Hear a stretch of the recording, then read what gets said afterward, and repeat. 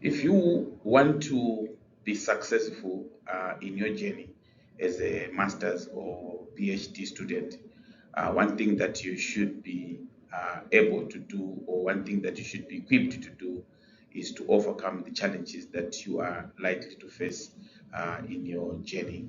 Because you are rest assured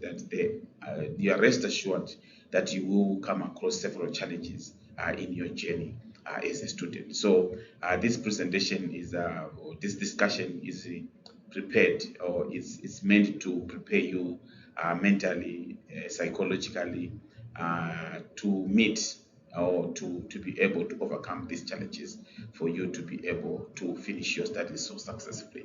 You have actually seen a lot of students that end up crying. You have seen a lot of students dropping from the universities.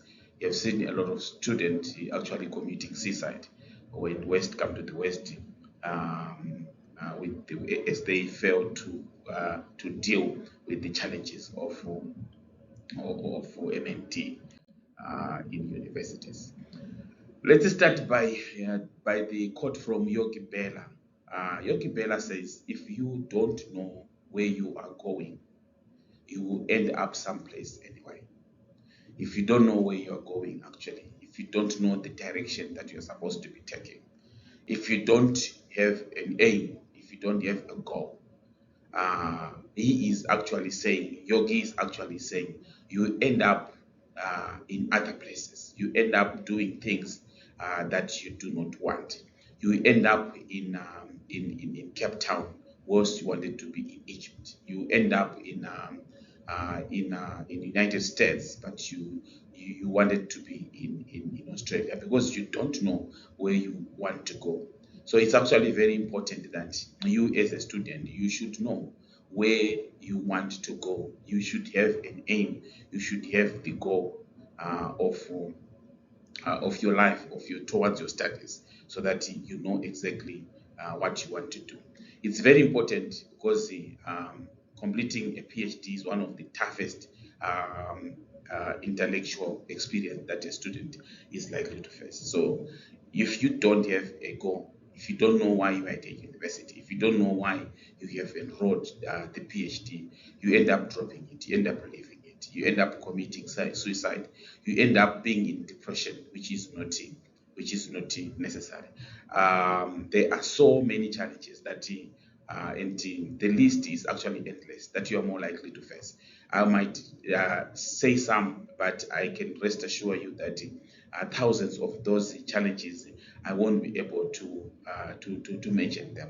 So it's very important now, you as a student, to be able to manage or to cope in those situations, and so that you don't end up being in some place anyway. You don't end up being out of the university. You don't end up changing the universities, or changing the topics. You don't end up studying something that you don't want to study. And that's one of the biggest challenge that students actually end up facing at universities, is studying uh, topics not of their choice, but studying topics of someone's choice, which is actually a very big disadvantage. As I go through, you are going to find out some of the disadvantages of you ending up pursuing other people's visions, you ending up pursuing your lecturer's vision, because maybe he have assured you some funding, he have assured you a lot of things that at times professors end up doing to lure student coming in. So, but I'm saying you need to pursue an area of your choice, because pursuing a PhD is actually one of the toughest intellectual experience, and you don't want to spend 5 years, 7 years studying something that you actually do not want. Here are some of the common problems or challenges that you are likely to face. That's doubting the choice of your topic. That is actually very common. At times you don't actually know whether you have chosen the right topic, whether the topic that you have taken, or you have chosen, will be actually viable in the industry or in the academic. So you end up, you at times, we tend to compare ourselves with other students, their topics, and you actually see, and you think that your topic is not feasible enough, or it's not valuable enough. It's not that. I always say to the student is, you, when you are doing your PhD, you need to study something that is of your interest. You need to study something that interests you. You need to study something that you have long desired to research. So it's very important to use that as a yardstick. If what you're studying is what you wanted to do in life, that's fine. Because at the end of the day, any degree, it's just a matter of opening your, it's just opening your insight.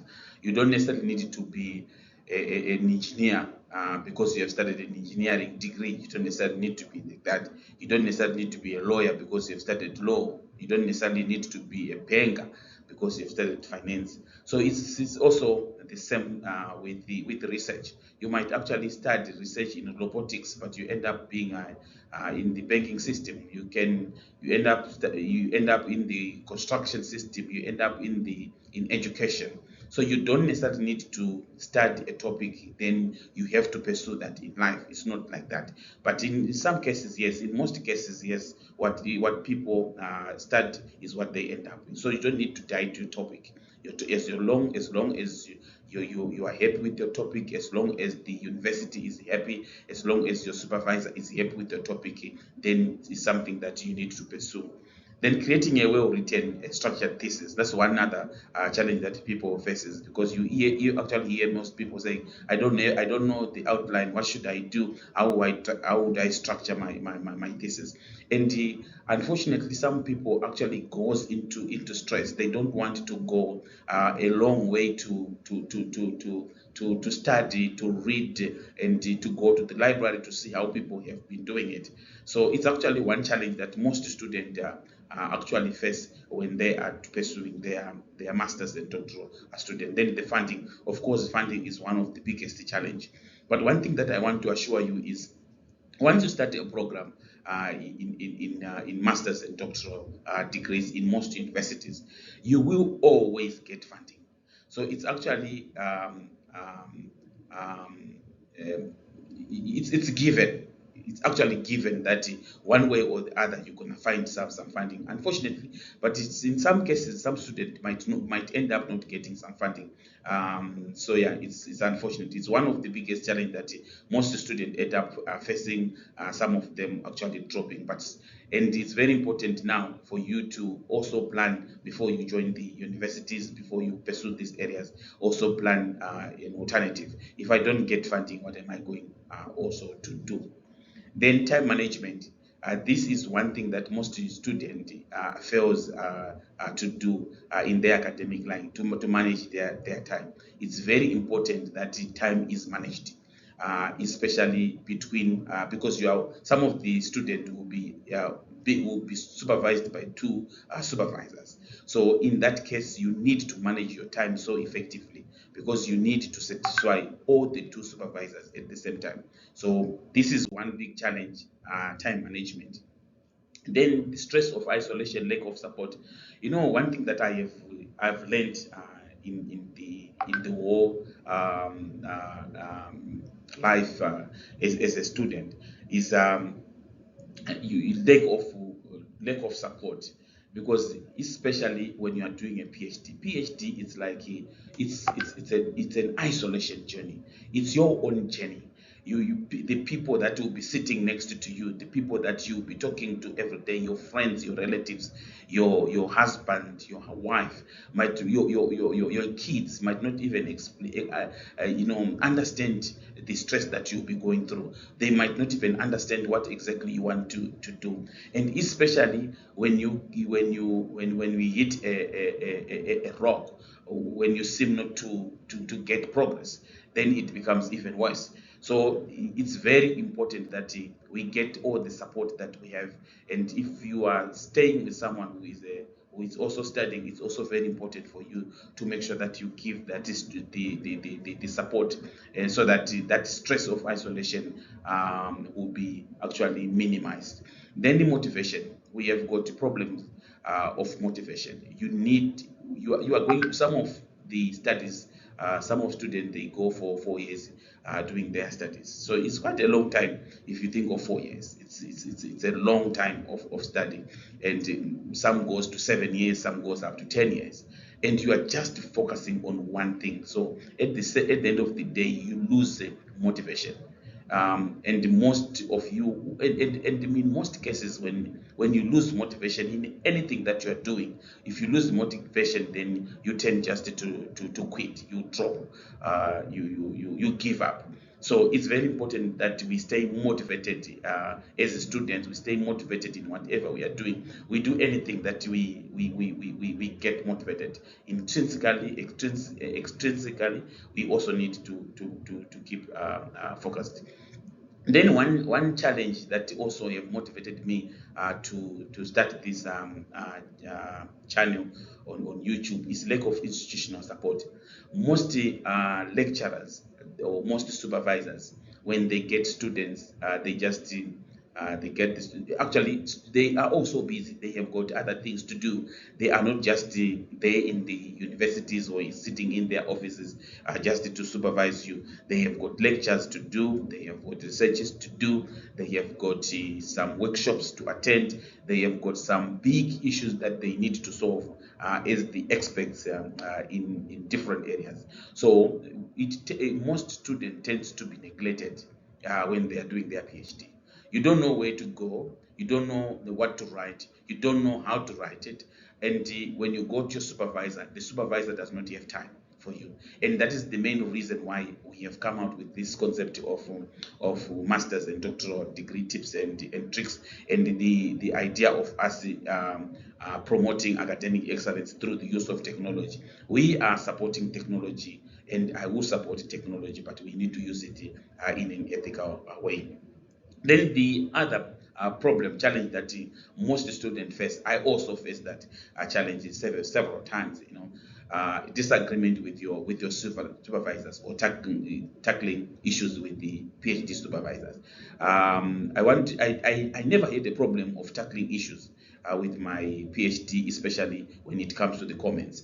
I'm one person who knows how to tackle, who know how to tackle issues when they come, even from any direction, even as long as it's a constructive feedback. I know how to do that. And actually, you don't need to go against your supervisor. It's very important for you to follow what the supervisor wants, do what the supervisor wants, and get going, and graduate. That's the most important thing, because your supervisor is actually holding the key to your graduation. So you need to do what your supervisor wants, and you are done. Then disagreement with your supervisor. There are times whereby you disagree with your supervisor to such an extent that this the studies kind of stops, and you don't actually know where to start and where to go. Situations like that happens, and you actually see in most cases, students, they go to the faculty or to report, whatever the case. But what I have also learned is, if I am at the university, in one university, as a supervisor there or as a lecturer there, if you report me as a student, they don't tend to take the side of the student seriously. They always they always have a negative attitude about the students, especially lecturers, which is actually something that we need to improve in. And when that happens, you end up just dropping because you don't find the support. So yes, it's unfortunately. So we need to make sure that at all costs try to avoid some disagreements with your supervisor. You don't lose anything anyway. At the end of the day, you are the one who is looking for them. You are the one who is actually in need. Then we concern about the future. That's one thing that we always worry. So many people ask me, I'm doing this PhD. Am I going to be employed? Am I going to make money? Am I go? You There are so many questions that comes with you, because 4 years, 10 years of studies, it's a long time. In school, it's a long time was focusing on one topic, and you actually don't know whether that is gonna be it's gonna be fruitful in future or not. So that's one challenge that most students faces as they are doing their studies, concerned about the future. But it's something that you don't need to worry about. Mainly, it's something maybe you just need to continue focusing. We don't know. I also don't know whether your study that you're doing, you're going to break it in life. You're going to get a reward of all the time that you are investing or not. I don't know. But you don't need to give up, or you don't need to throw away your opportunity. Who knows? So how do we overcome these challenges? Yes, the first thing is embrace the use of technology in your journey as an academic. You know, it's surprising that you see that most people they still want to write to handwrite the dissertation. You know, using so many pages and books and books of handwriting, different types, color pen. You know, red, black, blue, pink, purple, as they are trying to distinguish different scholars.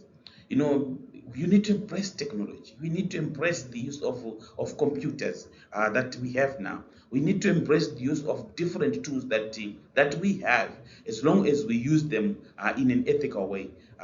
That is fine. There's no problem with that. Use of Grammarly.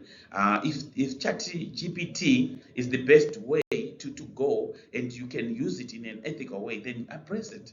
If the IA paraphrasing too, if you know how to use them in an ethical way, you just need to embrace it so that your life becomes also easy. Learn how to type, touch typing. I talked about touch typing some few days, some few videos. It's actually very important for you to embrace technology. That is why in this group we actually promote academic excellence through the use of technology, because we know with technology there are so many technologies coming to enhance us or to empower us to overcome so many challenges that we are facing in the academic the academic world.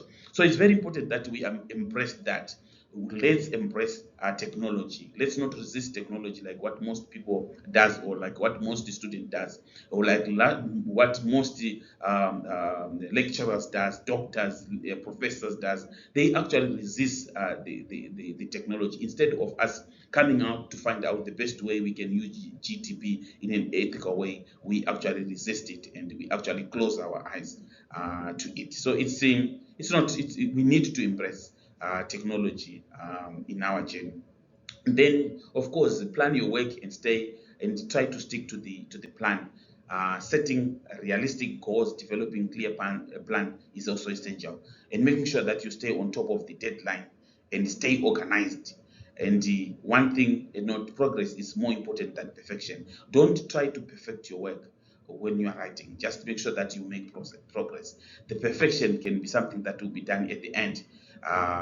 Don't try to make sure that you have got less zero grammatical errors. Yes, it's also good to make sure that when you're submitting all your drafts are making sense. They are free of spelling, grammar errors, and but don't try to achieve perfection. It's better for you to get progress than progress is more important than perfection. Then avoid burnout.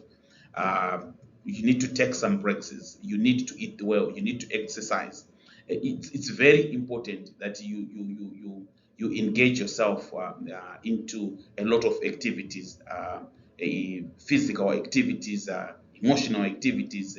Give yourself some time to rest, because at the end of the day, if you stick on the books and you don't give yourself some time, then the amount of pressure, the amount of stress just goes up and up, higher and higher, and at the end of the time, at the end of the day, you end up experiencing some burnout, and which is actually something that we do not want you to experience as a student. And don't forget to celebrate any accomplishment and milestones. It's actually most of us, we don't do that. We just think that just go. But it's actually very important for you to celebrate those milestones. Once chapter one, your research proposal has been accepted, just to celebrate it. And today, these days, we've got social medias. Put it on your status, your your ethical clearance has actually been approved, which is in now with different universities. This process of ethical clearance have become something that is difficult to obtain. It's actually now very difficult to get ethical clearances in this day and age. It's actually something that is so surprising, and maybe we might need more students or more university students to research about that, and why is it now like that. So once you get it, just to take time and celebrate, and you don't necessarily need to wait until you graduate. No, when you graduate is another day. So all those small achievements that you do along, or that you accomplish along the way, they need to be celebrated. As a matter of conclusion, you need to be patient, stay focused. It's one thing that is most important in your journey as a student, to be patient. Patient in everything. Be patient with your supervisor. Your supervisor might be someone who is very difficult to deal with. You need to be patient with him or with her. You need to be patient with the way you are writing.